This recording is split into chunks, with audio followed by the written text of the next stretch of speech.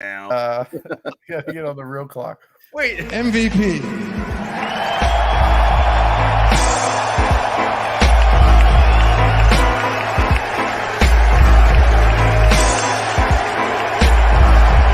It's one in the air, left center field, back it goes. Harper, the swing of his life. You never get ahead of yourself. As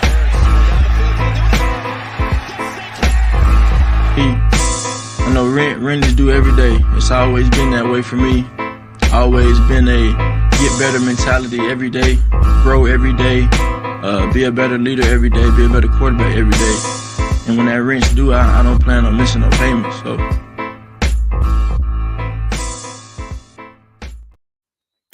Welcome, ladies and gentlemen, to 3 in the Keystone, episode 83. The full crew in attendance again tonight. Myself, Adam Seltzer, alongside Chris Guest and Al Ryan. And gents, before we do any of our usual pregame banner, I got to give a shout out to the listeners who last week was a franchise record. What do you call it? A podcast record? Yeah, franchise record. I like that. Franchise record. Almost just under 1,000 listeners tuned into the 3 in the Keystone podcast. So shout out to you guys. Hope to keep you guys entertained in full tonight as we have episode 83. Al, you mentioned you had a couple for us. I'll throw it to you. I mean, I got one decent one, but you made it seem like you had big enchilada on your hands here. Well, first of all, tonight when we get to 1,000, I'll put the 1,000 banner up right there under the Penn State banner. We'll hold the little 1,000 sign up. 3 of us can do that. There's going to be some of the 1,000-pound sisters from TLC are going to pop out of that closet in the back of the house. They ain't popping out. If they're in there, they're in there for good. That's it. They're going to come out like the Kool-Aid guy from the wall. They're living in there. Number 83, I did some research today. So first of all, last week you guys told me that Algie Crumpler wasn't 82. He was 83. So we're going to go ahead and knock it off with some Algie Cinnamon Crumpler once again. But then we got the likes of a rookie, Dante Stallworth. We got the Colts, Brandon Stokely. We got Seltzer's boy, Albert Connell. But best of all, we got the one and only Louis Lips. Louis Lips, number 83, the GOAT. I thought you were going to go with Eagles legend Vince Papale. No, he's got to step aside from Mr. Lips, whose nickname on Football Reference is Hot Lips. Oh, yeah. Hot route Louis Lips. Or future Eagle Tyler Boyd, number 83. Also, Wes Welker. Yeah. Andre Reed, Terry Glenn. See, we got a lot of them. Yeah. I'm a big Terry Glenn guy. Well, wait a minute. Was Terry Glenn 83 or 88? Oh, don't do this to me. Don't do this to me. Sometime he played for the Cowboys for a minute. Clean up one other item before we get going tonight, guys. The other thing, our new proud sponsor, the Sunshine Sandwich Shop at 5154 Ridge Ave in Manioc. Chris, you were down there this weekend. You had a taste. Why don't you give us a little scouting report on what you had? Yeah, I did. I saw our boy Steve down there over in Roxborough with the at the good old sandwich shop. Really good setup they have there. Really rustic feel to it. I got the bird as the word. I can't have any cheese, so I tried to get something that I could get for best bang for my buck that didn't have any dairy on it. Which, for my money, I wanted to try bird as the word.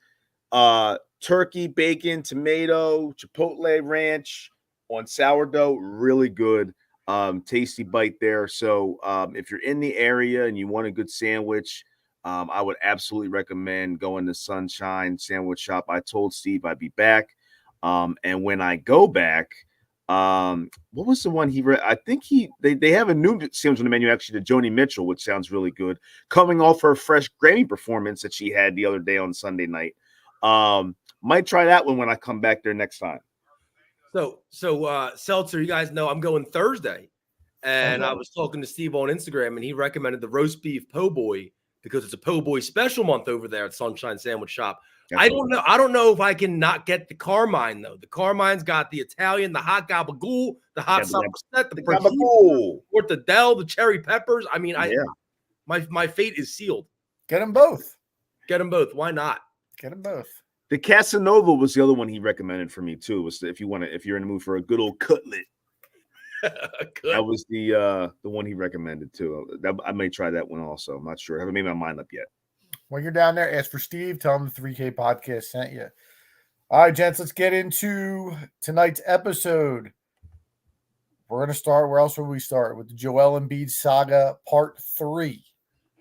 We thought it was good not having to talk about the Eagles anymore, but then we just went right into this, right into this crap. Yeah, We should throw everybody off for one episode and just talk about something totally unrelated to sports. And just throw it We should all off. talk about the Wings or something, right? Isn't that the lacrosse team? Maybe they're doing good. The Kicks. The Kicks. Only thing we're talking about with Kicks is the cereal Kicks. Let's get all winged All up. right. Let's just do a quick timeline review of what's everything that's going on in the past 2 weeks. So Joel Embiid scores 70 points against the San Antonio Spurs almost 2 weeks ago to the day. Then tweaks his knee against the Indiana Pacers, plays the rest of the game, does not appear on the injury report the day before the Nuggets game, ends up getting scratched 15 minutes before the game. Everyone all of a sudden now says he's ducking Denver, the whole kit and caboodle. Comes out against the Warriors on last Tuesday when we were actually podcasting, does not look himself, Jonathan Kuminga ends up falling on him. Now we have an MRI, which shows a torn meniscus, which he had a procedure on today. Gentlemen, before we get into the questions, I'm going to have you ask you guys, I do want to give a little update. I spoke this morning with somebody in the industry about has to deal with the meniscus injury and how it all works and some details for you guys on what exactly it means. So I'll give you guys this. This is what the description I got. Imagine your meniscus is a donut. That's how this whole conversation started. And you have a tear, essentially, especially a lateral tear, which is what is reported Joel had. It's like the outside of the donut has a rip in it. So it's not ripped off, but imagine you have a little rip in your donut. And what will happen is that when they go in to do surgery, and this is why they didn't really know what they were going to do until they got in there, if the tear is a big tear, and it's too much to trim out, let's say, what they'll do is they will do surgery where they sew it all together. It'll take 8 or 9 stitches, and they'll put this thing back together. If that's the case, and they have to do that, you're looking at 6 weeks on crutches, no weight bearing, and a 4 to 6 month rehab. Now, the good news is, from what the report was today, that's not the case of what they had to do. Turns out they did, most likely, is they just snipped the piece that's ripped off of the donut, or the meniscus in this case. The issue with that is, for a short-term recovery, it's better. But it does have some long-term effects that could play out down the road. But I did ask, for the short term, what are we looking at? And he said, if everything works out okay, he should be relatively pain-free soon. And it's just a matter of the swelling and the inflammation going down. It's just a matter of the long-term effects. So it could be, he will have arthritis if you trim this meniscus, which it seemed that they would. It's just a matter of when it rears its head. Is it going to be in October, or is it going to be when he's 50 years old? So we don't know at this point. Probably October. He did have the same procedure done on his knee in 2017, which was the year that they tanked. But we will wait and see. So kind of some good news there, assuming that that's the route that they ended up taking in regards to Embiid. But that's just a general update on the meniscus. Thoughts on that, guys? This is just like it's deja vu of Chase Utley. Remember Chase Utley had those knee issues, and it was like we just kept on pushing it to the side. But then I remember back then they were saying that it was almost like driving a car and not giving it like oil, not changing the oil, and just eventually it was just going to break down. And I feel like this is the same thing. The only difference is now you're talking about a 7-foot, 300-pound alien that runs up and down the floor and plays like he's Allen Iverson, and he's bumping all over the place like he's Triple H in a Tough Enough ring. And what are we expecting here? Like, it's a short-term solution to a problem that isn't going to go away. Now, I understand why they're doing it. I know we're going to talk about this more in this segment. They're doing it because as an organization, you can't just tank this season. Like you can't. It's another unintended result of the process. We've already been there, done that. We're too close. We have a budding star in Maxey. So as an organization, you can't do that to your fan base. So I'm assuming that, everybody got together with Joel and they said that this is what we're going to do. And we're going to hope that you can come back and we're going to keep the hopes up and everything else. But as a fan and as a longtime fan, and as a realistic fan, it doesn't matter. It doesn't change the outlook for this season. Not for me. Yeah, I mean, that goes to my point. Like, before this year started, there was a lot of people out there who were saying, wait till this coming summer in free agency to make a move, make a splash, punt the season, all this kind of stuff. And then we all of a sudden started playing the year, and we ended up jumping out to a really good start. And the assessment of this team and its ceiling changed. Now, because of Joel's injury and the amount of time he might miss, we're back to square one again with punt the season. It's not going to matter. Here's what's not going to matter. Joel Embiid being healthy. Something I heard the other day was the stupidest suggestion.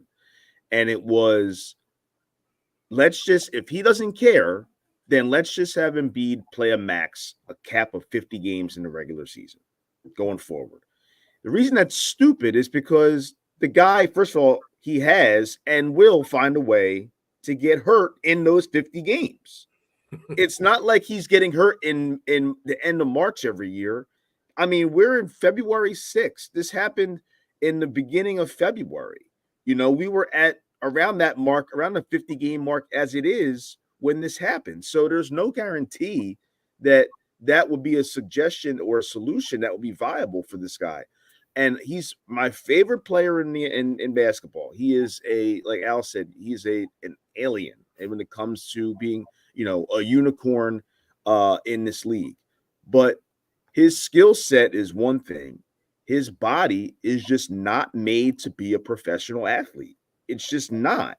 And I have zero belief that this guy, as much as it hurts me to say this, and as much as I tried to say it wouldn't be the case, I have zero belief that he would ever be healthy enough throughout the season or a season and a postseason for them to be in a position where they want to be as a result of his play, which is why if you're going to win with Embiid, you've ultimately got to get a player that's at his level or could be even better than he is. He can't be the number one option for the postseason because you can't rely on him with his injuries. You just can't. And if you are, this is what's going to happen every single year.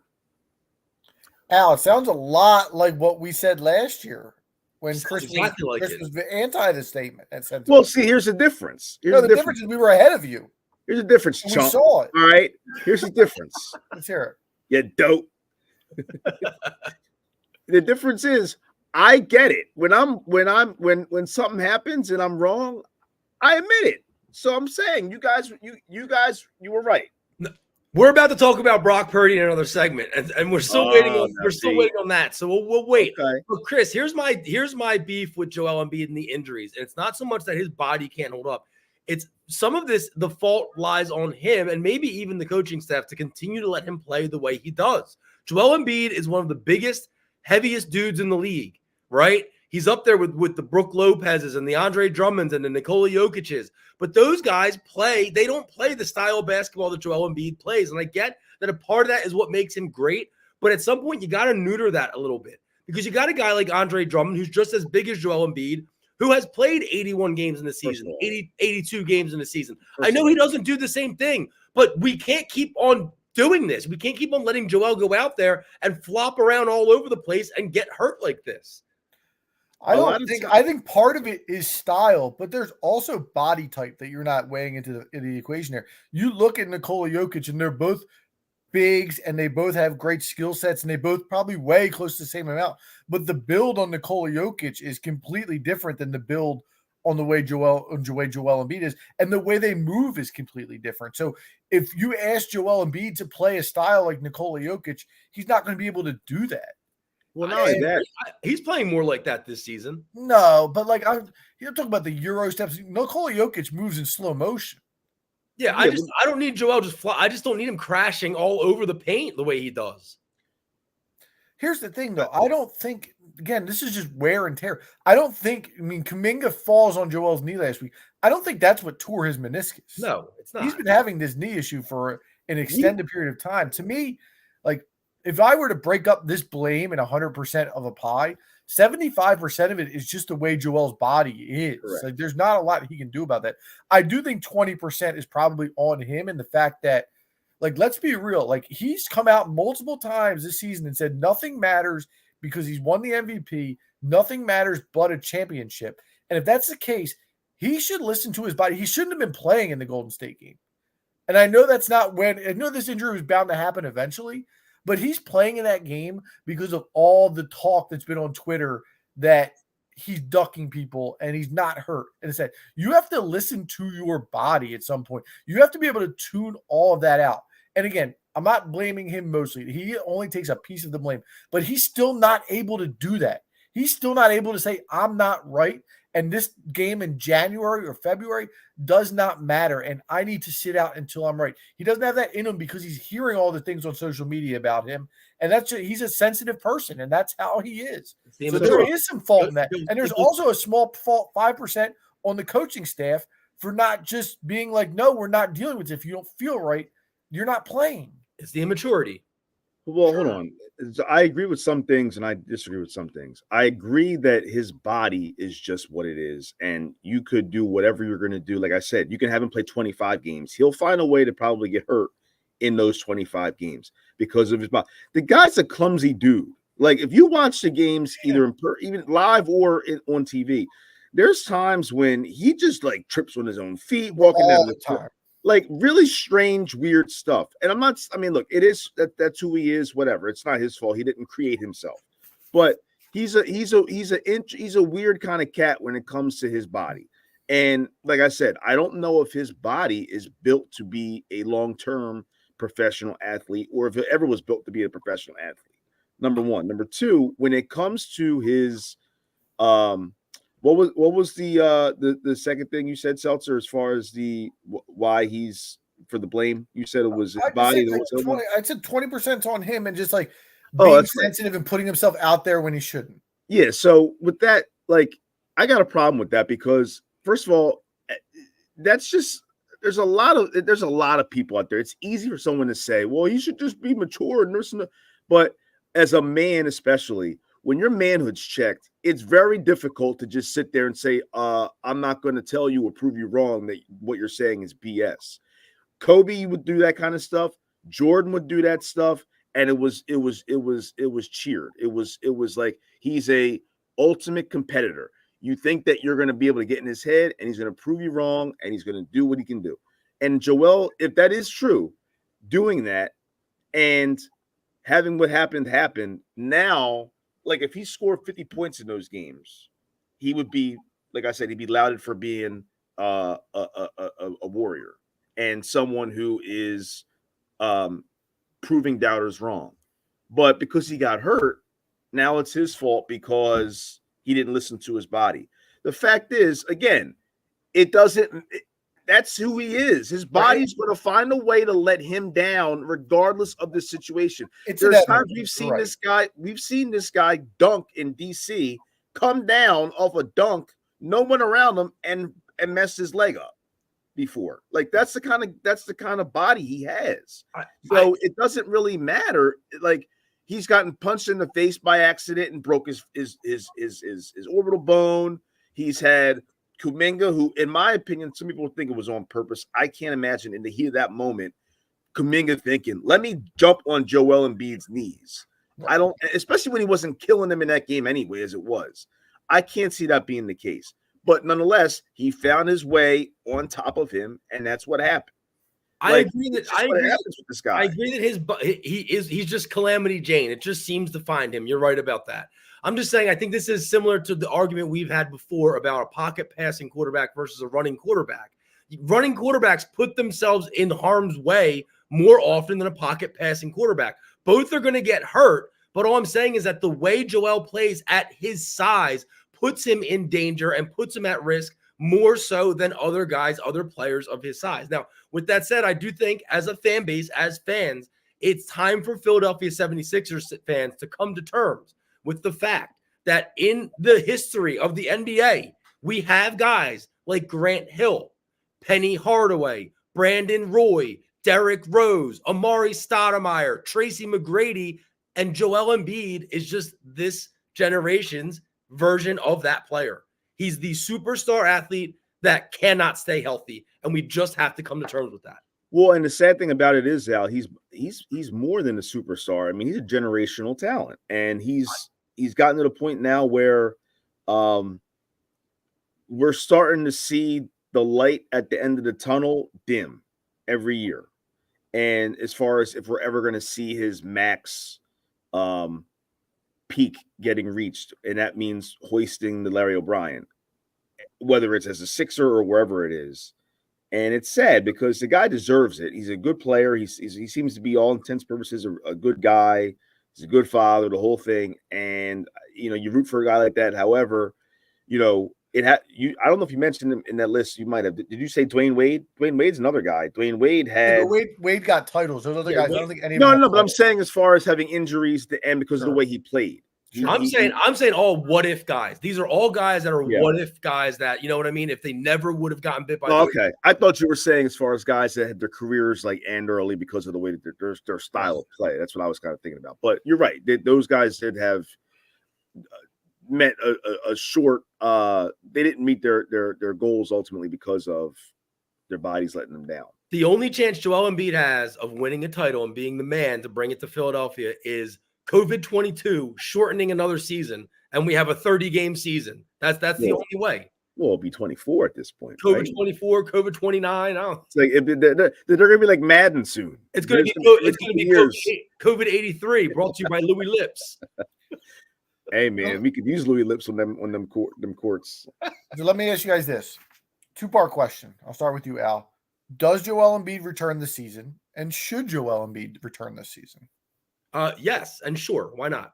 I mean, if this is what he's doing, if he's chosen to take this route where he's elected to have a surgery that's going to potentially put him back in a timeline where in 4 weeks we reevaluate. There's still plenty of season left. There's still plenty of basketball to be played. I'm assuming that Philadelphia is going to be good enough to keep their head above water and stay in that somewhere from that 5 to 8 range where, you might be looking at a play-in game. But at the end of the day, that's still a shot at the playoffs. He's chosen this route already, right? So he's varsity blues getting the shot in his knee so he can go back into the game. So of course you're bringing him back this season from an organizational standpoint, a player standpoint. Yes.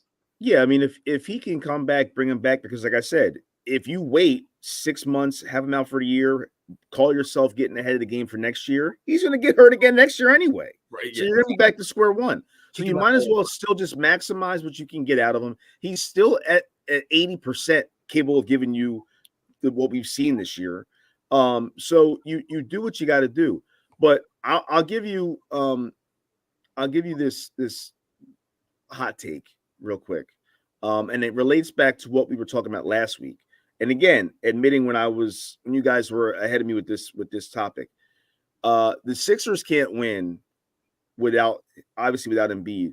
They are closer to not only being a first round exit than the finals appearance, but they're closer to not making the playoffs at this point than a finals appearance. Now, am I saying they're not going to make the playoffs? No, but that team's in trouble with what I've seen with them. They look like a team between their schedule and their style of play right now that they can head into a tailspin, and I'm really concerned with it. And I'll tell you what my hot take is: Tyrese Maxey is not a number one player on a team, at least not at this moment in time. All right. Now, I know that a lot of people think he might be already or could be. And if the Sixers try to make him a number one guy with Embiid being absent, Tyrese Maxey will find a way, like a lot of other people have in sports, especially in this area, where people are going to have him stick around long enough to become the villain, because they're going to think that he's better than he really is. And it's not fair to him. He's going to have games where he has 35, 40 points. He's also going to have games where he has 17 points, because depending on who he's going against defensively, depending on the coach that he's going against, the scheme that they're going to play against him, especially in playoff basketball when he's the number one guy, that's going to be tough for him. I don't know. He hasn't shown me yet that he can withstand that in the long term. He's shown flashes of games where he can do that. I'm not willing to be able at this point in the game to trust him in long term as a number one option for our team. And I'm just concerned that if we try to make him that, he's going to let us down, not because he's just all of a sudden forgot how to play basketball, but because that's not really who he is. Don't forget Iguodala, same thing. Don't forget we try to make him one. But don't forget, this team's not built around him. I don't fully. And that's true too. This team's not built around Tyrese Maxey being the number one. So two things. First of all, Chris, if you remember, I'm going to give a shout out to the guy in the chat, TSC. Love the show, guys. Without Embiid there, behind Miami in the East, Bucks and the Celtics. Chris, I also wanted you to remember that in the preseason, you said that if the Magic finish ahead of the Sixers, you would shave your whole body. I didn't say that. Yes, you did. It's on record. You keep making up quotes for. I never said I was shaving my whole body. Versa, go in the chat and log the Eastern. Why would I say my whole body? What kind of comment is that? The whole body is wild. What am I, a seal? No, I said I would shave my head. Yeah, Al said body, and you said all right. No, first of all, your boys they're already in the tailspin. They've been trashed. They're not playing well, and the Sixers have enough of a cushion that they should be okay. But to what I want to add to that with Tyrese is, first of all, he's still diversify the whole. Yeah, exactly. Why would I say that? All right, listen. I'm going to go on that podcast tonight. I'm going to tell them I'm going to shave my whole body if this happens. Like, why? Who would say that? Go listen to the tape. It's on tape.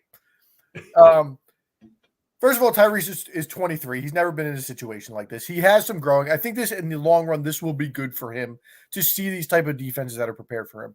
Second of all, we have to factor in the guys playing around him right now are just terrible. I mean, they don't have DeAnthony Melton. They don't have Nick Batum, who are not needle movers by any, but they're NBA players. And you saw last night, the Mavericks did to Tyrese what the Sixers were doing to Luka as far as trapping off of the pick and roll.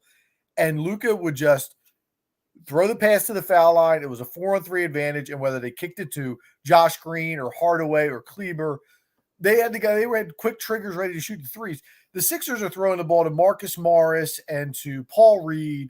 And these guys are just, and even Pat Bev, where these guys don't have quick triggers. They have to, everything's in slow motion once those guys get the ball at this point, and they're playing outside of their role. So it's not, again, Tyrese is being exposed a little bit because he's small. He's a little worn down. He's been asked to do a lot more than he's ready to do. But I think in the long run, it will be good for him because of his personality and the fact that he will look at this and turn it into a learning experience. He's not a one. And we debated earlier this year, him versus Jalen Brunson. It's not a question. Like, Jalen Brunson's better player than him right now. Not saying 2 or 3 years from now, but right now Jalen Brunson's better than him. As a scorer, I think Maxey's better overall. But as a player, top to bottom, I would agree with you. I don't know. Brunson's average is like 26 a game. He's had a really good season too. But between his I don't know. I mean, I'm a thick brother myself. So I need a little meat on some of these dudes. Yeah. And Maxey, his frame to me, again, when you come to playoff basketball, when men pick up and start carrying the pails, the water, you gotta have some thickness. And his speed is elite. And that's what would get him by in those situations if he was able to do that. But man, there's a lot of rough stuff going on in the postseason basketball. He's got to be able to he's lost his shot a little bit too. He has. His free throws have not been the same this year. He's shooting a little bit lower percentage wise from three. But again, he's a really, really good player, and I think he can be a number 2 on the championship team. I agree, especially with a really good number 3. He'd be a great 2, depending on who the one. But I'll say this, Seltzer, I disagree with you with the role players having to play above their means. I think that they're right where they're normally at. The problem is they don't have the guy that can give them consistently 30, 35 points a night that they were brought in to supplement. So now if they have their normal 5, 10 points a game or whatever it is, they're doing what they normally would do, but there's no one that's going to be able to get that amount of points for them, that production that a superstar like Embiid would be able to make that difference up with. And I think that's the issue. I think you misunderstood what I was saying. I'm essentially saying what you're saying. These guys are being cast into roles that they're not accustomed to. And you have a guy like Daniel House who, when we're fully healthy, is not, sometimes not even playing. And now he's in the starting lineup and he's being asked to be a guy who could score, 15 points a night. And that's just not who he is. These guys are not talented. We knew that. We're asking them to fill in a role where they're having to fill in 40 points, 45 points that we're missing now with Joel Embiid being out. We might as well give Tony Snell that contract so he can get that retirement money or whatever he needs. Yeah, someone got to pay my man. It's hard out here. You got to get him that retirement money, that pension. Yeah, no, his health insurance he needed. That too. Listen, I'll tell you something else. Your boy B-Ball, Paul, like, enough, dude. Well, that's another guy. Like, he's being asked to do more than he's supposed to. I'm so over, like, it's the same. Like, remember this preseason, everybody said, well, Nick Nurse is going to play B-Ball at the 4, and he's lurking on his jump shot. He's the same guy. He hasn't been any different. He looks like he can't. There's sometimes where, I don't know what happened in that game where he had 30. That was weird. But there's games where, like, he's just at the rim missing bunnies. But what were you thinking shots? What were you expecting, though, Guest? I mean, no, that's what I'm saying. Center. No, the question is, what were the Sixers expecting when they gave him that contract this year? That's the question. Look, they were expecting they needed a guy who can play backup center, right? And they knew they had to pay somebody because Joel is injury prone. And look, at the end of the day, we've said it so many times in this podcast: if Joel's not out there, we got no shot. Like it's that simple. I still say, like I did the other day, I would rather have Mo Bamba than Paul Reed. I completely disagree there. But I want to move forward because the trade deadline is Thursday, and this Joel Embiid saga has put the Sixers in a very interesting situation. They were presumed to be buyers at the deadline. They obviously have a ton of cap space to come this summer. With the James Harden trade, they have 3 first-round draft picks that are available to be traded. 2 first-round draft picks. My apologies. To be traded that they got from the LA Clippers. So do you think the Sixers, if you were them, are you buying or are you selling at this trade deadline, Chris?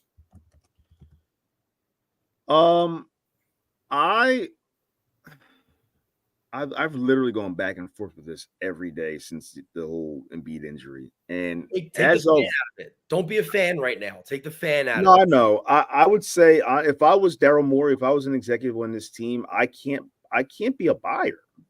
Like I can't. The only way if you think that Embiid's going to have this situation always play out, then maybe you consider it only because not only this year but next year too, it's going to probably be the same issue, and you got to have a guy that's going to be able to work with Maxey to keep this team afloat and to keep them having good chances to be successful. But the problem with that is this year we have money to spend in the offseason. So do you want to run the risk of minimizing that by trying to trade for a legit guy? But there's nobody available this summer. Nobody. So that's another thing, that they picked the wrong summer to have all this money. So I honestly, man, I know it's not really what is a sexy thing to say, but I really don't know what you do. Like that's why Morey makes the big bucks. I don't know, because I can understand both arguments. If it was me, I would probably either stand pat, or if someone called for like a Tobias and was willing to give up something of half decent value. Listen, I don't know what it is, but Detroit loves them some Tobias. Yeah, these reports continue to come about Detroit. I know he's got connections in their front office and things like that he's had.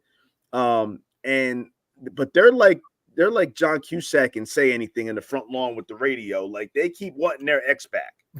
And he, like, I don't know what it is, but that's like the 3rd or 4th time that we've heard his name with the Pistons and them wanting to go after him. My thing is, what are they going to give up to get a guy that's making up $39 million in salary? Like, I guess they're probably not at the salary floor, right? No, they have a couple. Let me go on the ESPN trade machine. because they're not the floor. Then I mean, Bogdanovich makes 20, so that's Bogdanovich. Okay, yeah. But I mean, what are you really? You're really just swapping a similar kind of like Bogdanovich is more of a sniper than Tobias is. But I mean, Joe Harris expiring is 19, and James Wiseman expiring is 12. So those expiring contracts you can get back. I love me some James Wiseman. God, please. All right, I think I'm in a conundrum. I think it's kind of the same thing, Chris. I'm buying and selling possibly. So I agree with you. I think, again, all depends. They obviously have the inside information on Joel's knee and how bad it was and whether or not he's going to come back and this and that. But if they're up in the air about it, I agree with you. I think if somebody comes calling for Tobias and they're, by all accounts, don't plan on bringing Tobias back next year, I think you have to be open to that.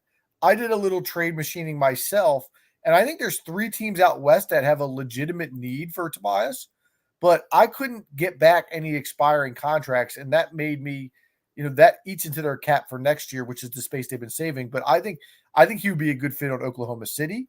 I think he would be a good fit in Sacramento, and I think he would be a good fit. My third team was, give me a second, Dallas, who we played last night. Well, so with these trades that you're thinking of, either you or the organization actually, do you think that they're believing that by trading him, like the end game is to free up even more money, or do you think it is to get someone that you can have under control for a couple years to build into your core still? So I think it would be, so it's not going to be to free up more money because you can only really take back what you send out. So right. Essentially it's going to unless you get, yeah. And I don't think these teams that I'm mentioning, Oklahoma City, Dallas, Sacramento, they're not going to give you anything of value because they're trying to make a run. I think you could probably get a late first round pick for them.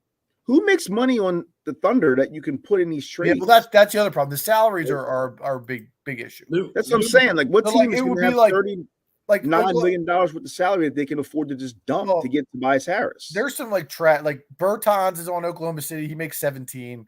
Lou Dort. And Dort. Like, so if you have a Dort, like that's what you're getting in a first round pick. Dort's finally coming to Philly. I will say Tobias, I like the Thunder fit. He's a veteran. He can do a lot of things. They need a little size inside. They need a little meat. I think that'd be a nice fit for them. And but I also think the Sixers should be potentially buying. We mentioned the cap space for next year, and not a lot of guys. The only real big free agent that could be out there is Paul George, but by all indications, he's going to re-sign in LA. And so I think if you're trading for a guy, it has to be a guy on a multi-year contract that you're planning to build around for next year. If they trade for somebody on a 1-year deal, it's I can't express how big of a mistake that is. But even like you said about with this summer, not a lot of guys being available. Who's available right now in the trade market that'd be worth buying for? Like, is like DeJounte Murray worth it? The other thing, he's not, because in a vacuum, yeah, but with the way he fits, it's a clumsy fit, I think, with this team. He's here. I mean, here's the other thing about that they should be careful about is they only have 2 first-round picks they can trade right now. But if they take it into the summer, they'll have 5 first-round picks that they'll be able to trade. So now all of a sudden you put yourself in a situation, and I know, Chris, you hate this name, but if a Donovan Mitchell becomes available, 5 first-round picks makes you a player in that situation. 2 first-round picks probably doesn't. What about God forbid Dallas burns out this year and Luka asked out. I know that probably won't happen. Well, crazier stuff's happened in the NBA. We're also real close to LeBron walking out of the Lakers. You draft Bronny, you bring in LeBron. Well, and LeBron's already said he's going wherever Bronny goes. Absolutely, he is. So that's why he hasn't signed that extension yet and all kind of stuff with the Lakers too. Like, he's waiting to see what happens with that because he's definitely trying to have that father-son history. And I get it. I mean, I would do the same thing if I was in his position. Yeah. Listen, simply put, the Sixers can't be sellers. They back themselves into a corner. Again, it's because we're still not far enough removed from the process, and they're also trying to build a new arena. You can't just all of a sudden tank a season in which you've seen your franchise player drop 70. You're telling us he's going to be back before the season's over. You got a young stud who's dropping 50 a game here and there. The arena's like 2030. Huh? The arena is like 2030. If then, because they're still debating. Yeah. You still can't burn these bridges, man. Not this close from the process. But anybody who has a brain knows that selling might be the better option at this point in time. Anybody? Wait a minute, we're talking about Philadelphia sports fans. You're talking about anybody who has a brain. We're the most emotional beings on the planet. Like we're not, you know what I mean? But Yeah. Man, it just you have people out there, like I said, this year in the beginning of the year that wanted to punt the season. So how can you say that you can't be a buyer when that's part of punting is not buying? I mean, is it not? You lost me a little bit with that. Well, because Al was saying how like they backed themselves in a corner because of the fact that everything that's happened between throughout the span of this year. And I'm saying preseason, there was a lot of people who thought that we should punt this season. Right. And with Al saying that they can't be sellers at this point in the game, and I'm saying I don't agree with that because in one breath, we all were saying that they should just forget about this year and wait till the summer. But then in the next breath, we're like, no, go out and upgrade and get better for this year. So it's like we can't have our cake and eat it too with that scenario. Look, they should look to sell Joel Embiid this summer. What? I said it last summer. Me and you both did. Listen, the whole it's set in stone. After a knee injury, bro, you can't do that. It's set in stone. If they were going to make this season, put it in the tank, then Joel would have got his donut fixed or whatever the hell Seltzer said earlier. Okay, they didn't choose that route. So now if they're telling us he's coming back, they have to play to win this season. The Embiid situation, what I was saying was you can't trade him now after this knee injury because your value you're going to get back is going to be a joke. Somebody will still give you a ton for him. So what do you just keep watching him get injured? You're just going to keep watching him get injured, and then he's retired. You got to salvage something. That's it. This is a conversation. That's exactly what Yao Ming kept doing the same thing, and the Rockets waited, and then it got to the point where they couldn't do anything with him, and they had to watch him go back to China. Don't bring Yao Ming into this. So, but I did just see scrolling Twitter. The Sixers are the favorite to land Klay Thompson. If that makes you really, that would be terrible. He's so bad. Listen, now. I'm a big Klay guy. Yes, whistle is wet. She wasn't about wash. Klay. Didn't you see that? Did I send you that meme yesterday? About Klay? It was like, oh no, I sent it to somebody else. It was like, Mom asked if I cleaned the dishes last night. I just yelled Klay Thompson, and she knew they were washed. Well, that's on brand for Philadelphia. We would get a guy like Klay Thompson now at this point in the game. But I mean, I don't mind that fit for us at this point when I don't know. I haven't really seen a lot of the Warriors this year. He's on. I know he's expiring too. I think he's on an expiring deal. Real quick, I want to shout out my cousin Sean in the chat. He's saying to trade to get pieces that support Maxey, and I actually think a Thompson deal kind of does that.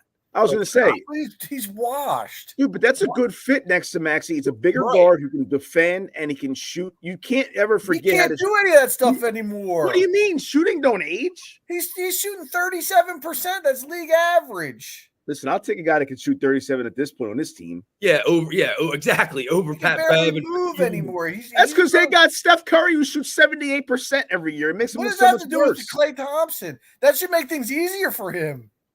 I wouldn't be opposed to that. I wouldn't. And he's not even playing down the stretch for that. Well, that's what I was about to say. He's on the bench. I was about to say. I know recently he's been at the end of games. He's not been around, and he's expiring. Is he expiring? He's expiring. He's wait a minute. What's he gonna die? What do you mean he's expiring? Hey, he's gonna expire this year because we're all gonna die. Guess.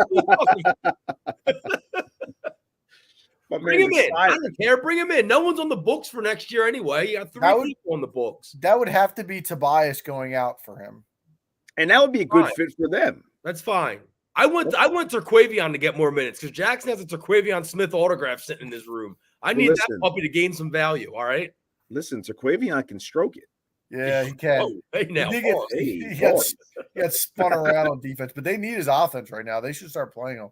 Yeah, I don't think they did last night because it was the Kyrie Luka backcourt, and I don't think he was ready to handle that. But he's got confidence, man. Yeah, I need to get him, Springer, and Lofton on the court at the same, like starting a game. Lofton, you're in Delaware for that, my man. Lofton's thick, bro. You talk about it. You talk about those man bodies I was talking about earlier. Lofton's he's a playoff body. I don't know if he's a playoff player, but he's a playoff body. That's for sure. Yeah, they got him listed at 275, but he's only Dude, 6'6". He's only 6'6". He looks like the dude at LA Fitness that's just been there for years, just like, and always just the thick dude that's always on the court playing. That's Lofton. How long you been going to LA Fitness for, guest? Dude, Anything else before we wrap up segment 1 here? Trade deadline Thursday, so we will have more next week depending on what happens. they're going to Morey's going to do something, whether it's selling somebody or trading somebody. Buying somebody. They're going to do something. I will say to Al's point, their backs against the wall, but I don't know if it means that they have to necessarily buy, but it means they got to do something. It's going to be Andre Drummond, and it's going to be that Tyus Jones kid. That's what it's going to be. You know what, Al? Real quick, before that'd be very reminiscent of the Alec Burks, Glenn Robinson trade deadline of 2020. Before we go to the next segment, first of all, I'd like Drummond coming back because like I said, I'm over the Paul Reed thing, and he can at least board. We have nobody that can board on this whole team. We got 15 dudes. Nobody can get a rebound. Okay, number one. Number two, what happened in the NBA where guys like Tyus Jones and Kyle Kuzma are warranting multiple first-round picks in return? What has happened? I don't see that happening. That's asinine. Yeah. Like, why would no? I'm saying I get like on the Bleacher Report, they'll be like, Washington wants multiple firsts for Kyle Kuzma, or someone said Tyus Jones for a first-round pick for Tyus Jones. Why would you give up a first-round pick for Tyus Jones? Hey, Chris, I want to make a living off doing this podcast. Doesn't mean it's ever going to happen. You can't get it if you don't ask. Yeah, right. And I get it, but I'm like, dude, like back in the day, though, at least they didn't even. I mean, nowadays these GMs are thirsty, throwing that kind of stuff out there. Like that's rotten ass GMs. There's no question about it. All right, listen, like I said, we'll have plenty of Sixers talk to come over the next couple of weeks with the trade deadline coming up and the Embiid stuff going back and forth. But speaking of championship, there is a championship game to be played this Sunday, gents, as the Super Bowl is upon us. The Chiefs and 49ers. I checked today. I'll recheck now. I had San Francisco as 1.5-point favorites. Has that moved at all? No, I saw that it's creeping, though, that the word is it's going to get to 2. Potentially 2.5. Did it open at 2? I think it opened at 3. Yeah. Oh, okay. Total 47.5. Chiefs looking to become the first team to win back-to-back Super Bowls since anybody? Patriots 04. Denver. No, Patriots 04-05. Yeah. I think it was 03-04, I think it was. No, 04 and 05 were when the games were played. Yeah. 03-04 season. San Fran looking to win its first Super Bowl since 1995. 49ers finished the season with the number 2 ranked offense, averaging almost 29 points per game, but they've been almost better in the playoffs with 2 comeback victories over Green Bay and Detroit. But while San Francisco's defense gets the hype, Kansas City has probably the more elite unit led by Chris Jones, Nick Bolton, and L'Jarius Sneed. So my question to you guys, let's start it off with this. What do the San Francisco 49ers need to do to become Super Bowl champions this Sunday? Well, first of all, I'm going to say, because you know how I feel about the 49ers. We talk about the Cowboys and the jokes with the VHS tapes with their last Super Bowl. The 49ers are right there. Like, they haven't won since Dallas has won, basically. So, like, they need this one to get off the taking that L in those jokes. But what they got to do is they got to run the ball.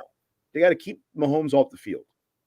I think that if they can do that with McCaffrey, which obviously he's good enough and capable to have them do that, I think if I'm Shanahan, that's my game plan. I'm running the ball. I'm keeping the ball on the ground. I'm getting Debo involved short game. I'm getting Kittle involved on screens for blocking McCaffrey or Debo, also getting him some tight end screens. I'm keeping risks to a minimum with Purdy, and I'm pounding the rock. Well, I'm kind of with you. They do have to run the ball, Chris. I think this game gets won with defense.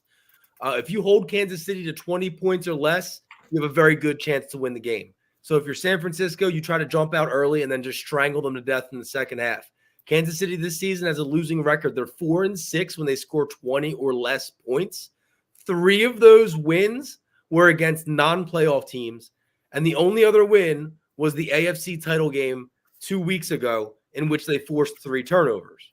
So I know that's a lot of ifs and buts, but if you hold this team to 20 or less and you do it by pressuring Patrick Mahomes, in 5 losses this season, Mahomes has been sacked 12 times and he's been getting pressured about 10 times a game.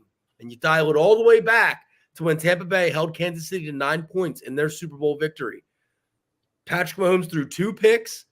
He was sacked 3 times, and they pressured the hell out of him with the front 4 with Big V to V and with Ndamukong Suh. They blitzed, but they didn't have to blitz that much to get the pressure, which I think was key. And so I think that if the 49ers can also do that, then that's how they're going to win the game, through defense. All right, I have something a little bit different than you guys. I was looking through the rosters today and trying to look, and I think from top to bottom, considering both units, I think San Francisco has the better team on paper. Yeah. But I think to win this game, San Francisco cannot be stargazed at the beginning of the game. There's a lot to do with experience when it comes to these Super Bowls and these type of matchups.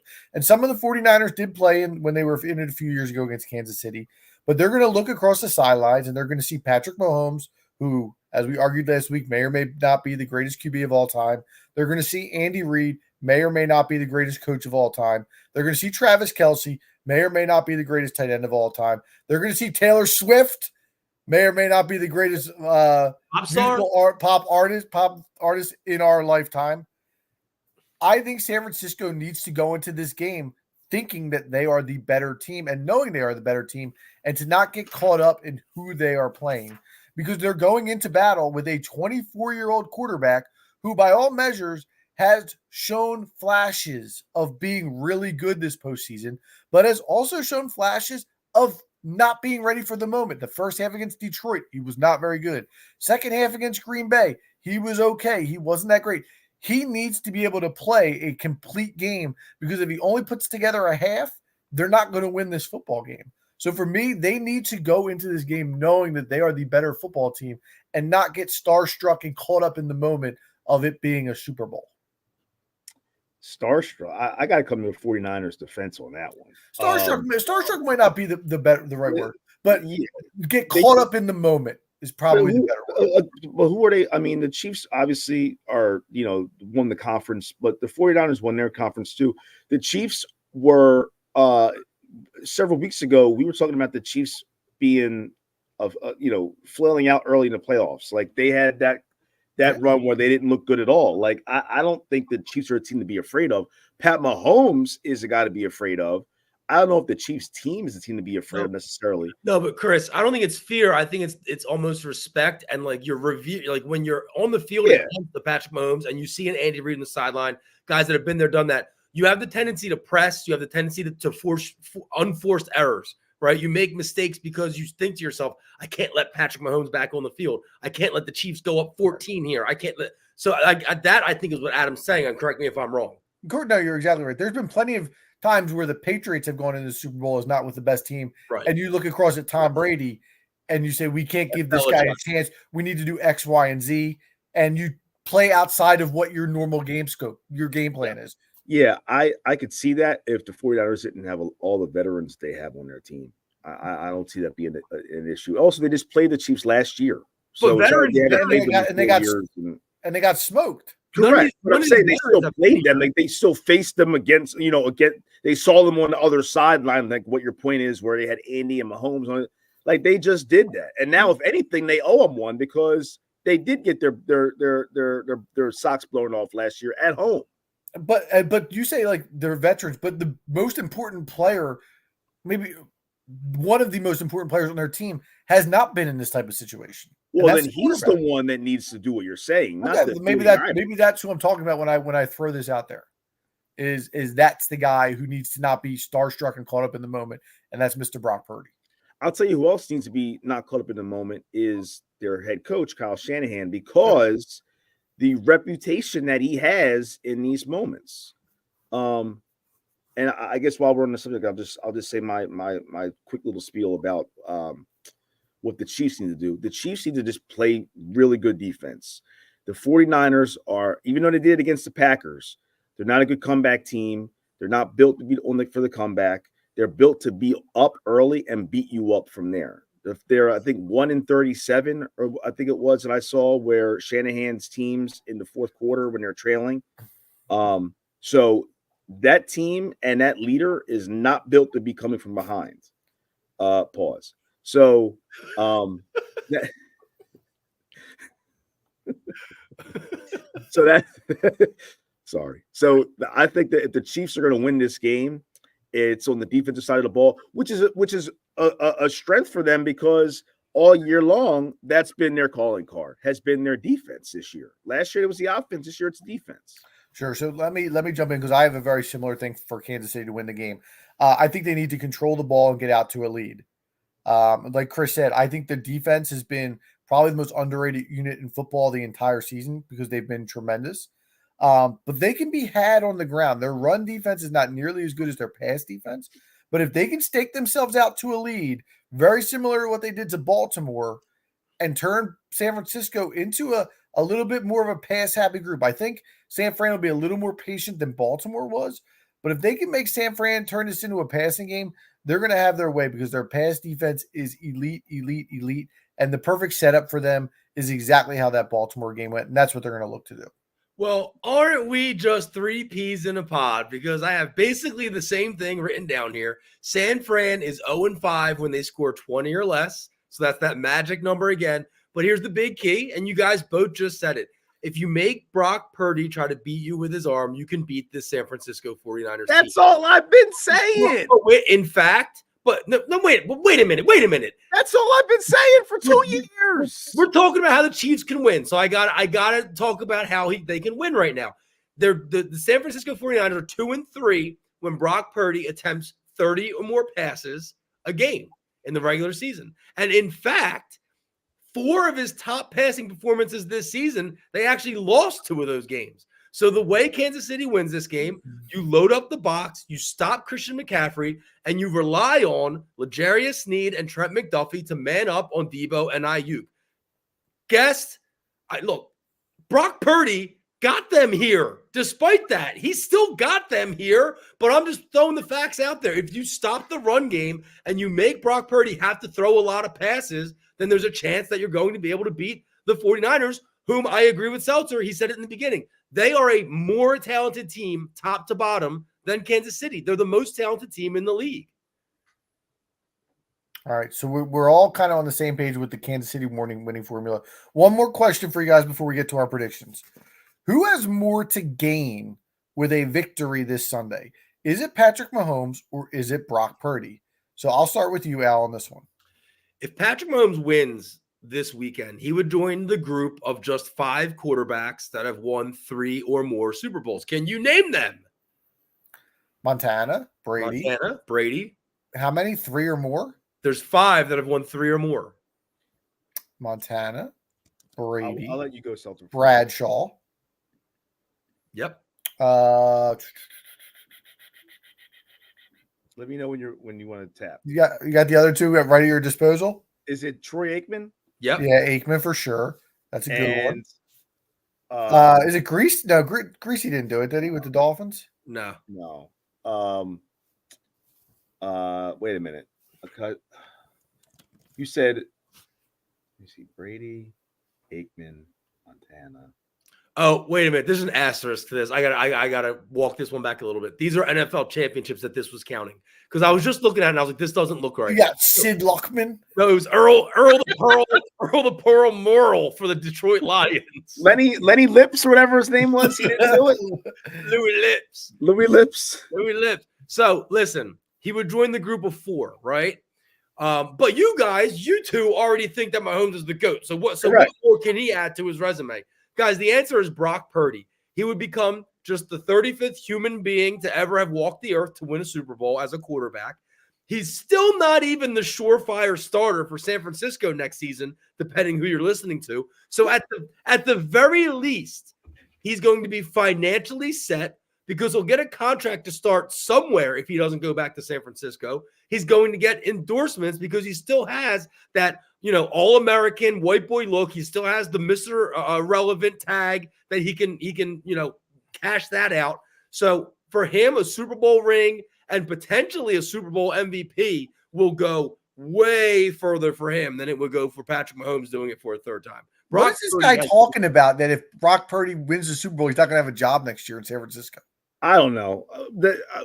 Listen, no matter what, they got rid of Alex Smith. They got rid of Colin Kaepernick. Didn't win the Super Bowl. Well, Kaepernick's a whole different. They still think he's mid, just like Guest does. I do, but they can't afford, and nor would they not give him his money at this point in the game. He's going to get paid regardless. Number one. Number two, you just proved our point in your argument when you said he would be the 35th guy walking the earth to win a Super Bowl, but then Mahomes would be the 4th guy on the earth that would have 3 Super Bowls. Earth. Welcome to Earth. E-E-R-F. Earth. Welcome to Earth. Let me ask you something. After Trent Dilfer won the Super Bowl with Baltimore, what happened? Oh, wait, you're stealing my thunder. What happened? What happened? What happened? He won, and then that was it. What did he do? Yeah, that was it. They didn't. He went to Seattle. Right, and then what happened there? I don't know. Nothing. He went on the TV. So Purdy. What happened to Nick Foles? The answer is Patrick Mahomes. Because we talked about it last week. If Patrick Mahomes wants to go down as the greatest quarterback of all time, he cannot lose these opportunities to win Super Bowls. And it's really that simple. Every opportunity he gets, he has an aging Travis Kelce. He's got an aging Andy Reid who has already hinted at potential retirement. I don't think he will. Purdy's story, if he wins, would be great. But at the end of the day, if Purdy wins a Super Bowl, there's a very good chance he goes down in the likes of Brad Johnson, Nick Foles, Trent Dilfer. And you remember their names. Jeff Hostetler. You remember their names regardless. But okay, we're sports fans, but a lot of people don't remember Trent Dilfer as a winning quarterback. He's going to go down as a quarterback who was a part of a winning team, not a Super Bowl winning quarterback, if that makes any sense. You guys are crazy. I said Jeff Hostetler. Yeah. This would literally change his life.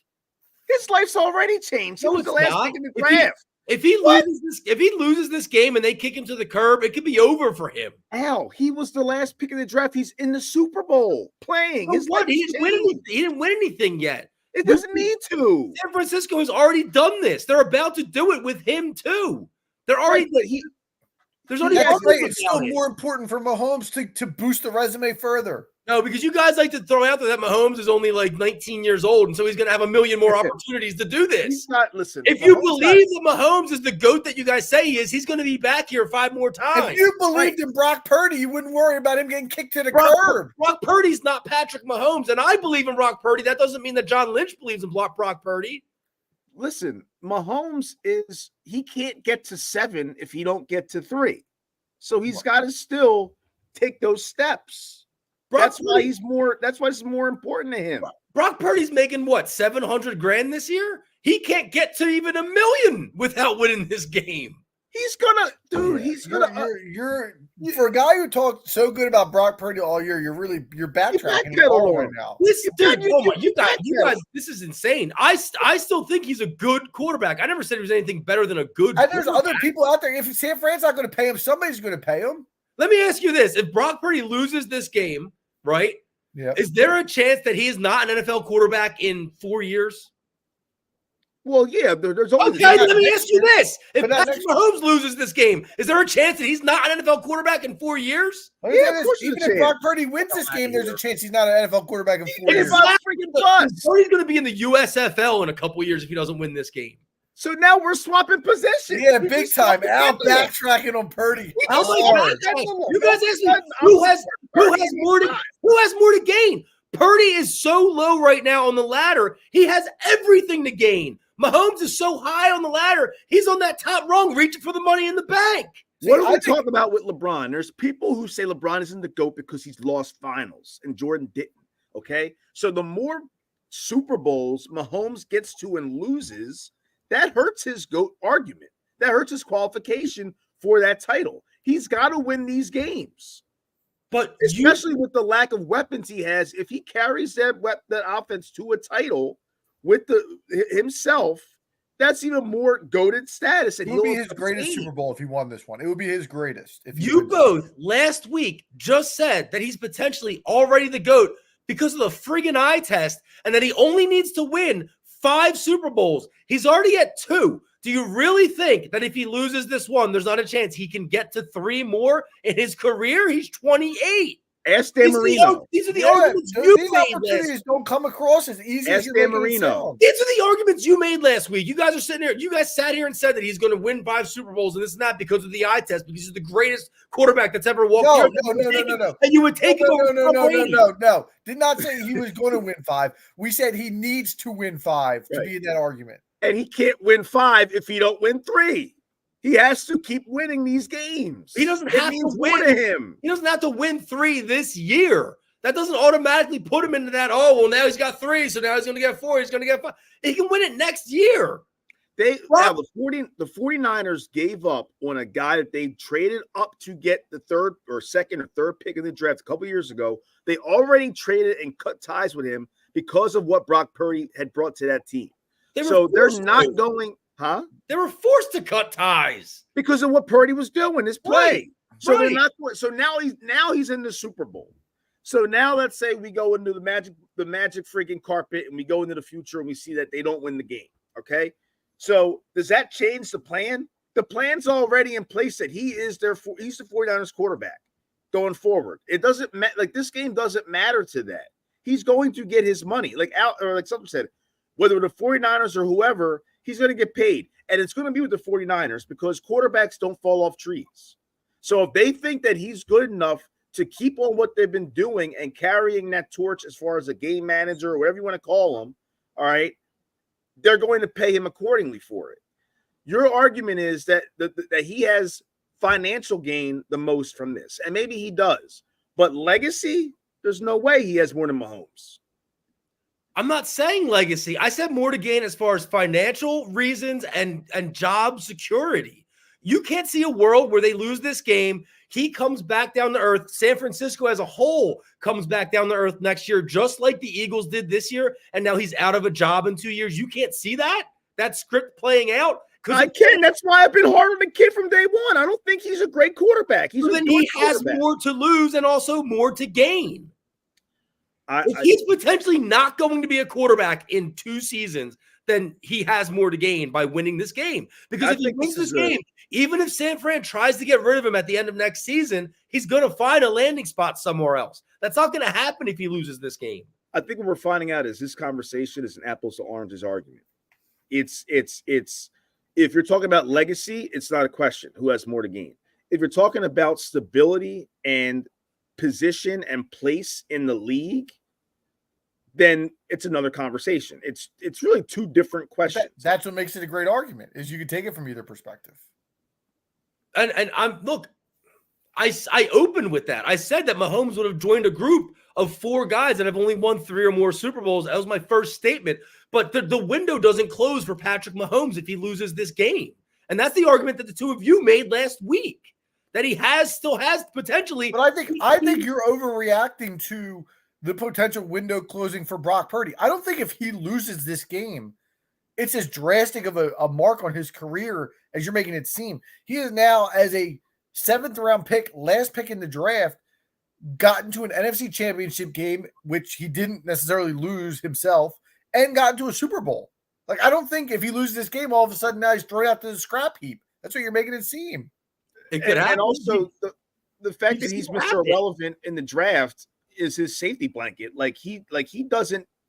He's already playing with house money, literally and figuratively. Like, he's already way overachieved what the goal was for him.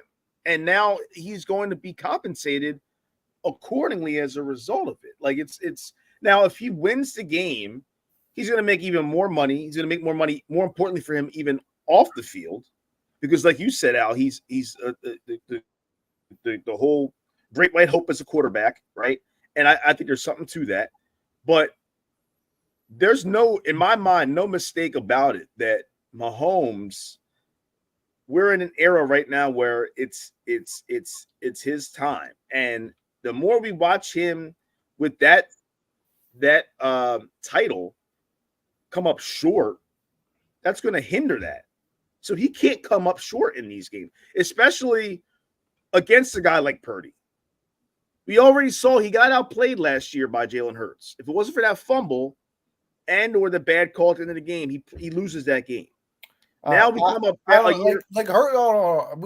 played great that game, but don't forget Kansas City's offense scored every possession in the second half. Exactly. Let's not act like Mahomes didn't play well last year. No. But he did play a lot better in the second half. But I'm saying if you look at the picture top to bottom and look at the game and the stats at the end, you can argue he was outplayed from start to finish, is what I'm saying. All right. But now fast forward to a situation where now you're playing Brock Purdy in this biggest spot when you've been there before and he hasn't, and you're the veteran in this spot and he isn't, you've got to win this game. But look at the way you're even saying Brock Purdy's name right now. Brock Purdy, right? So if he loses this game and then shits the bed next season, what I'm saying is instead of him potentially signing like a 5-year, $250 million deal somewhere, he's going to be picking at scraps. I think you're overreacting to that. You're overreacting to one potential game. Let's get to our predictions. No, I said a whole season. I said if he loses this game and then comes back and has a shit season next year, which could happen. It just what happens if he wins this game and then has a shit season next year? He's going to get paid after this game regardless. What is he afraid? I don't think it's. I'm he has a whole season left. He's up for a contract after next season. Yeah. There's. I think they're going to end up paying him after this game anyway. Yeah, I think so too. So I mean, it could be a moot point. All right, I'll start off with my prediction for the Super Bowl. I thought long and hard. I've kind of gone back and forth on it. At the end of the day, better quarterback, better coach, better defense. Papa John's. Those are three things that I'm going to stick to here. I'm going to take Kansas City 20-16 in a low-scoring game. I think one thing that we have not mentioned yet that I think you pay an eye on, I think Kansas City also has a lot better special teams. And I would not be surprised, especially in the kicking game. I'd take Butker over Moody, and I would not be surprised if there was a missed field goal somewhere along the way in a key spot for San Francisco. So give me Kansas City 20-16 and to win the Super Bowl. Al? This is the hardest prediction for a Super Bowl, I think, in a long time. These two teams are so evenly matched. They're you want to say that you have the better team, I think, in San Francisco from top to bottom. But like you said, Adam, how can you bet against a Patrick Mahomes and an Andy Reid and a defense that is world-class and can go toe-to-toe with anybody? San Fran has been tested in these playoffs. We saw it against Detroit. We saw it against Green Bay. But both times they came back and won. That builds resiliency, right? Kansas City, they have Mahomes. Their defense is great, but they always try to get too cute, I think, right? They try to get too cute. They run a play or two, especially they can't help it. They lick their chops, Andy and Pat, in the Super Bowl, where they try to do something like a double reverse or something like that. And I just don't know if it's going to work out against the San Francisco team. I'm going to take San Fran, and I'm going to take them right at the line. I'm going to take them 23-21 because I really, truly just have no idea what's going to happen. So I figure I might as well just side with Vegas. I think that, from start to finish, first of all, by the way, I want to say to Al that I'm glad that he's come on my ship here and admit that Brock Purdy is very decent and not great. Finally, I'm thankful that he finally saw the light. Yes, I hear the twins crying. Get out of here. I think that I love the Chiefs in this game. These guys just went into San Fran last year and beat their doors off.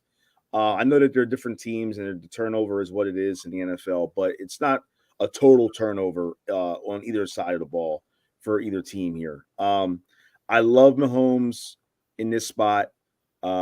I love him, especially as a dog in this game, as an underdog. I see myself definitely betting cash money on it.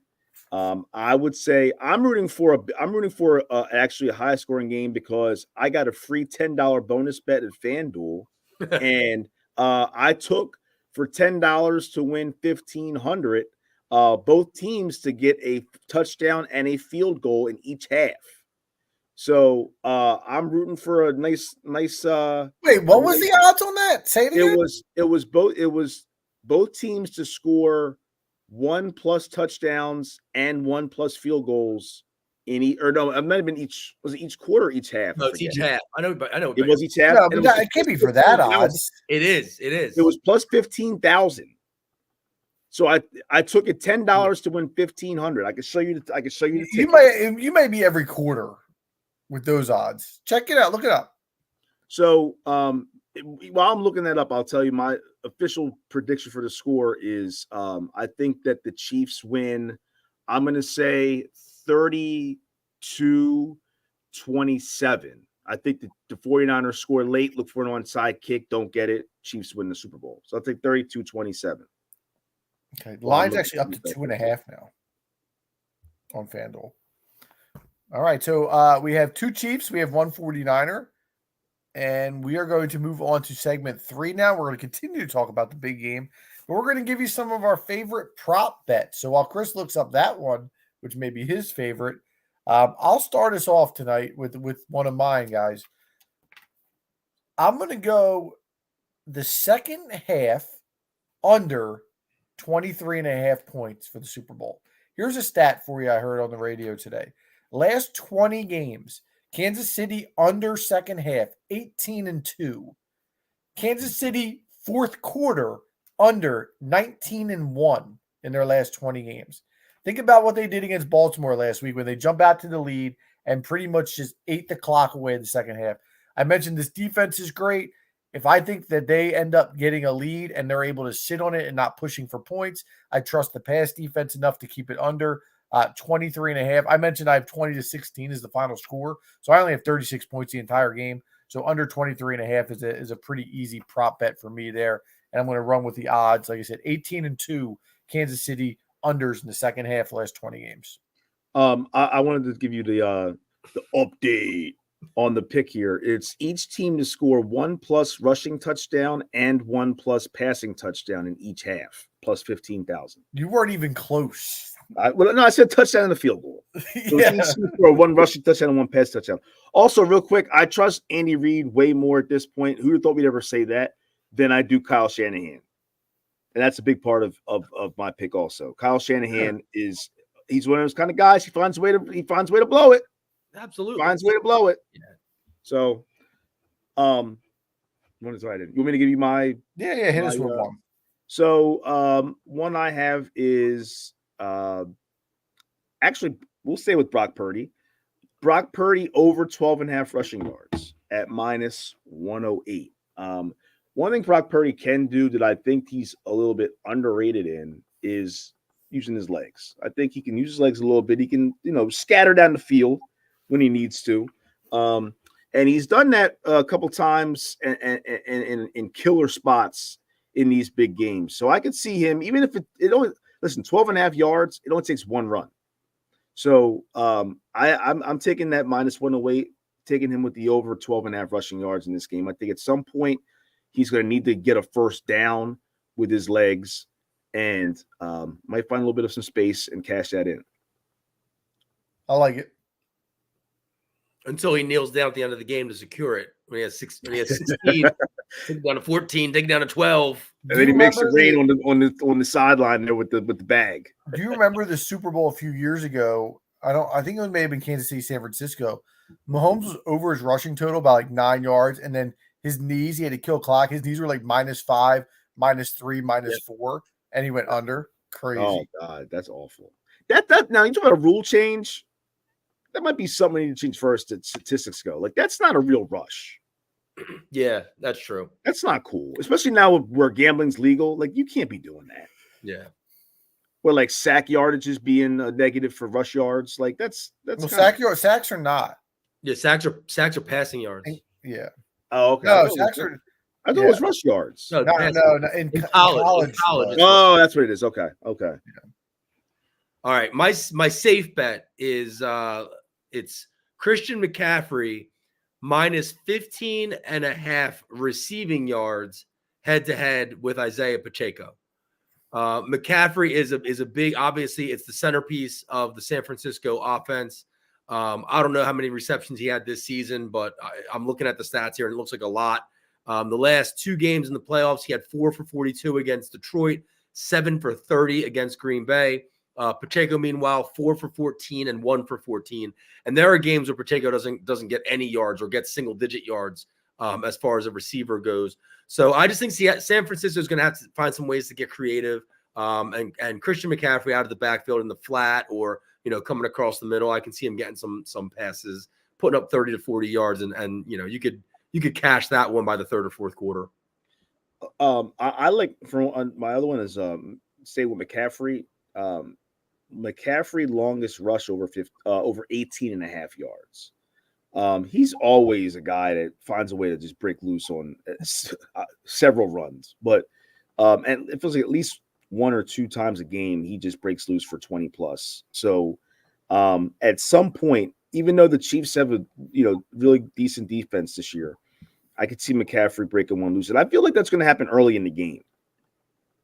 Okay. That bet might be already cashed in the bag by like the end of the first quarter or second quarter. There's no better feeling than when you take an over and it hits early. Oh, yeah. Yeah, it's the best. You can't lose it. It's the best. All right, so that's Chris's second one. I'll hit you with mine. Again, I mentioned I think it's a low-scoring game. I'm going to go with a higher odds here. I'm going to go Patrick Mahomes, exactly one touchdown pass, plus 200 for those numbers. I have 20 to 16. Kansas City is a little bit, when they get inside the 5 this year, they've tried to pound Pacheco, who's been pretty good around the goal line. So, Chris, you mentioned one rushing touchdown, one passing touchdown, 20 points. I have 2 scores only. I could see one of each. So I'm going to go Patrick Mahomes, exactly one touchdown pass, plus 200. Wonder if you can parlay that with the under. I mean, you might be able to. They get a little tricky with some of the. Yeah, I was gonna say, because if that's what you feel, then yeah, that really correlates to it under. Because how many other touchdowns are going to have either on the ground or special teams or defense? I mean, it's not going to really be a lot, right? Yeah. And that's the obviously touchdown passes. If Mahomes runs it in, it doesn't count, right? My second prop bet is my fun one. So it's fastest offensive ball carrier recorded based on next gen stats. And it's only I didn't even see this one. Yeah. I dug deep for this one, guys. So I looked back at the last few weeks and who the fastest, offensive player recorded for each team was. And who do you guys think it was? For these two, I mean, I would imagine Marquez Valdez-Scantling. Nah, it wasn't him. I would imagine it would either be Pacheco. It's not Kadarius Toney, I can tell you that. Mm. But not Pacheco or McCaffrey? No, it's Rice. It's Rashee Rice. Mm. Right? And Rashee Rice is plus 610 right now. So what you're looking for, obviously, is for him just to get some.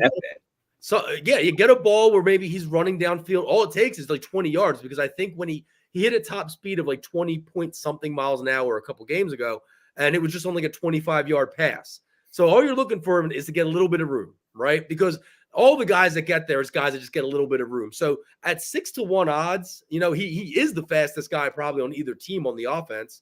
So if they can find him some space, $10 on that, I like it. Got to look out for some sketchiness, though. There's no way how are you going to find out? How are you going to find out the Well, winner? it's funny. So you got to go to there's these next gen stats that the NFL provides on their website.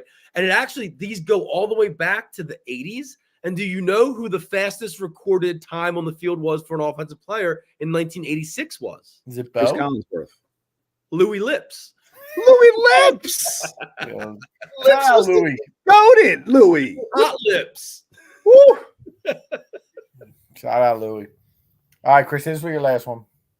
All right, so I told you my score was 32-27 Chiefs, and I think that the 49ers score a touchdown late to make it that close. So I'm going to put the 49ers as the last team to score at minus 118. I just got a feeling that it's going to be one of those games where either the Chiefs are up a couple touchdowns. I'm not sure, even though I have a 5-point deficit in this game for the total. It wouldn't surprise me if the Chiefs win this game pretty handedly. I got to say, like I'm a little bit shocking. Huh? Shocking coming from you. Well, yeah, but still, like, I mean, I know it's on brand for how I feel about those guys, but dude, that's a big spot for Purdy, man. That's a big spot. He's got, I mean, yeah, some would say he has a lot to gain if he wins this game. Well, and also, like they played, like I said before, they played those guys last year. Kansas City won big. Mahomes doesn't seem to be a guy where like you play him 1 year and then you get the winning ticket off of it and then play him again and beat him. He's just I think they could win big. But I think the 49ers could score last either way. And it's to score last. So it could be a field goal or a touchdown. So I think that's a good bet. And even if it is a close game and 49ers win it on the field goal at the end, Jake Moody, then your boys cash in the bag too. By the way, we're rooting big time for Pacheco. Don't forget to represent 3 in the Keystone. I got a bag on the line for that. So he's got to come up big. Him and McCaffrey got to come up big and go and just go at it back and forth. That's what we're rooting for. Pacheco and McCaffrey to just be clashing. Yeah, if you still want to see us live on StreamYard, we're gonna need that money. Guess it. That's why we set this contest up. What's up to the good old fantasy boys, the good old boys fantasy football pod, joining us in the chat. What's up, guys? All right, my final one. I'm going to go with my creative one here, guys. I'll ask you guys a general question. Who's the most likely player to score a touchdown for the Niners? You can say that loud. And who's the most likely person to score a touchdown for the Chiefs? Pacheco. You're going to say Kelsey? I was going to say Kelsey, but yeah, let's check the odds. So I'm going to go first touchdown scorer over the number 22.5. Yeah, I saw this. So that's going to pretty much lock me in with Christian McCaffrey, Travis Kelce, and George Kittle, most likely. I'll lose Pacheco, I lose Debo and Ayuk, and I lose the quarterbacks. But again, I'm getting McCaffrey, I'm getting Kelce, I'm getting Kittle, and I'm probably getting some other guys who are out there. You get those jobber tight ends for Kansas City too. Gray, Gray, and this and that. So give me that's at minus 115. So basically, almost even money. So over 22.5 is the number for the first person to score a touchdown. My last one, it was actually if you listen to Simmons's podcast, I just was listening to it in the shower right before we jumped on here live. So he actually said it as well. Longest reception to be recorded in the game. Marquez Valdez-Scantling is 8-1. He seems to be their deep guy. Like they give him a deep ball every game. He's had catches of 40+ yards this season, and he probably would have more if it wasn't for all the drops. So I think at 8-1, that's a fine play. Yeah, that's cool because he's going to get at least one shot. Right. And speaking of Scantling, did you guys see Tony at the media day yesterday? Kadarius Toney? Yeah, when he was saying he's like not a number one because he doesn't play or something like that. He said, no, he was asked if he is number one. And he said, yeah, if I got the ball more. Right. Bro, you going to throw stones now? Right. That guy's an idiot. Yeah, he's out. Is there an over-under on receptions for him? Because I'll take the under. Yeah, I don't think he's going to be active, right? He wasn't active last week. Give the under. So giving that dude. And then he wrote the Instagram. He saw the Instagram story. He was like, they telling you I'm hurt. I'm not hurt. Right. He threw him under the bus. Exactly. He'll be on the Eagles next year. He'll be the new Quez Watkins. All right. So I hope you all, what are you guys doing for the game? I was just going to ask you this because you guys always have the parties. What's going on this year? Parties on hiatus for this year here. I plan on doing it going forward still, but I can't do it this year, unfortunately. Yeah, same boat. With the baby, trying to get him to bed. I think Megan invited like 2 of her girlfriends over, which means I'm watching in the basement by myself.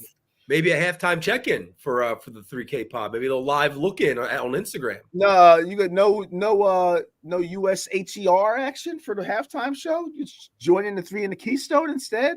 Chris, we can sing some of Usher songs on here. I know all of them. Yes. Have you tried to do that at work? Have you asked somebody how to spell Usher just to see what they would say? You ever do that? No. They're witty if they go USHERYMOND. That's great. No, I haven't done that. I think it's gonna be a good show. I'm looking forward to it. It's about time he got it. He's rumored to have a lot of special guests joining him. Collabs. Yeah, that's gonna be fun.